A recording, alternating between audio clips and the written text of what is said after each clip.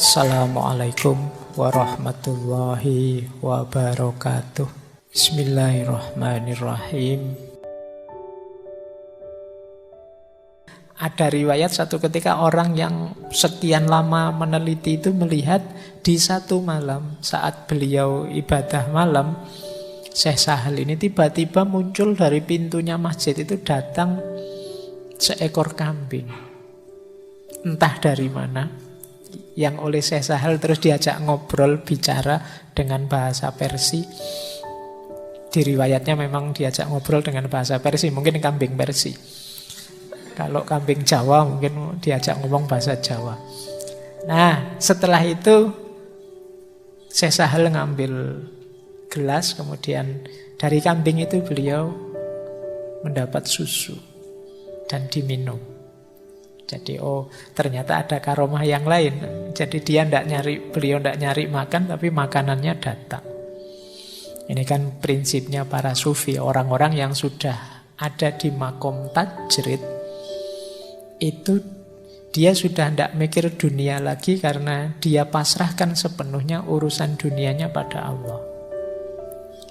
Jadi dia tidak ngurusi lagi besok aku makan apa, kerja apa, dapat apa. Itu sudah di luar pikirannya. Dia hanya fokus menomorsatukan Allah saja. Urusan duniaku biar diurusi Allah.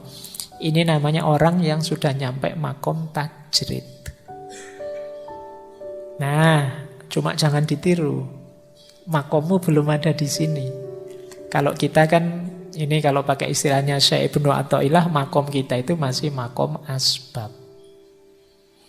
Masih sebab akibat. Kalau pengen kenyang ya makan. Kalau pengen dapat makanan ya punya uang. Kalau pengen punya uang ya kerja. Ini sebab akibat. Kita masih ada di situ. Jangan gaya di makom tajrid. Jadi kalau orang di makom asbab kok terus ambisius pengen naik ke makom tajrid, kata Syekh Ibnu Athaillah itu namanya hawa nafsu. Tapi kalau sudah nyampe makom tajrid ya jangan mau repot seperti orang di makom asbab. Itu namanya degradasi. Jadi setiap orang sesuai makomnya. Lupa kan enak nanti yang di makom tajrid, nanti dia berarti levelnya lebih tinggi dari kita. Enggak. Di makomnya masing-masing silahkan mendekat pada Allah sesuai jalannya. Kalau kita yang di makom asbab, ya kita mendekat pada Allah sesuai kondisi kita, makom kita. Karena ridhonya Allah itu jatuh pada siapa, sepenuhnya hak prerogatifnya Allah. Jadi kalian tidak perlu minder, Pak saya itu apa, Pak saya itu levelnya enggak. Ya lakukan kebaikan semaksimal mungkin di makommu, di levelmu. Tidak usah nunggu, Pak saya besok aja Pak rajin ibadah, kalau sudah makom saya naik setengah-setengah wali lah. Ya tidak nyampe. Makommu masih ada di situ, ya jalankan saja yang kamu mampu di levelmu. Nah, sufi awal yang dikenal mengkonsep Nur Muhammad ini beliau, Syekh Sahal Al-Tustari ini. Beliau juga nulis tafsir. Di tafsir beliau lah nanti muncul gagasan tentang Nur Muhammad ini.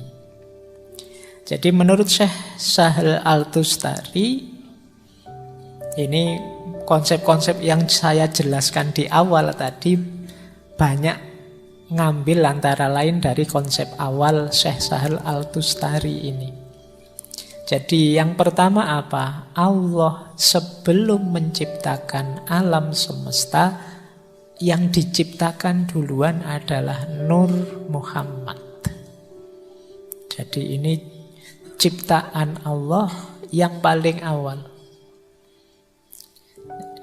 Mungkin ada yang protes, kok begitu sih Pak, kok tidak nyambung sih Pak. Kata Syekh Nawawi Al-Bantani, loh itu hak prerogatifnya Allah, mau menciptakan yang awal itu apa. Nah Allah menciptakan yang paling awal itu Nur Muhammad.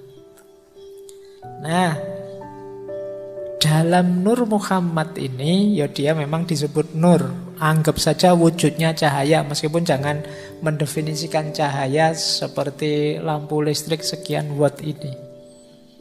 Jadi bentuknya cahaya dan memang sifatnya qadim. Qadim dalam tanda petik ya, nanti dijelaskan di belakang oleh Ibnu Arabi. Awas campur dengan Allah. Meskipun nanti kalau di Al-Halaj dianggap sama levelnya. Nah, jadi dia prakekal, azali, qadim. Meskipun qadimnya dalam tanda petik tentu saja tidak selevel Allah karena dia ciptaannya Allah.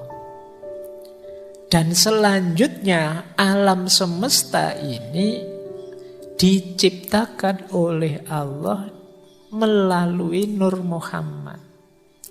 Makanya tadi oleh Ibnu Arabi pakai istilah syajaratul baida, seperti pohon yang keluar banyak ranting cahaya.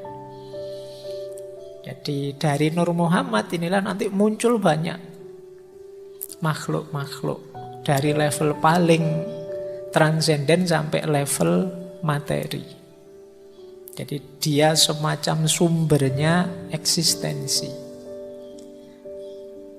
Nah, kemudian Syekh Al-Tustari juga menyebut nanti ya surat Al-A'raf ayat 172. Ayat ini kan kadang membuat kita bingung. Di ayat itu disebut sebelum kita ada, di situ ada perjanjian antara kita dengan Allah.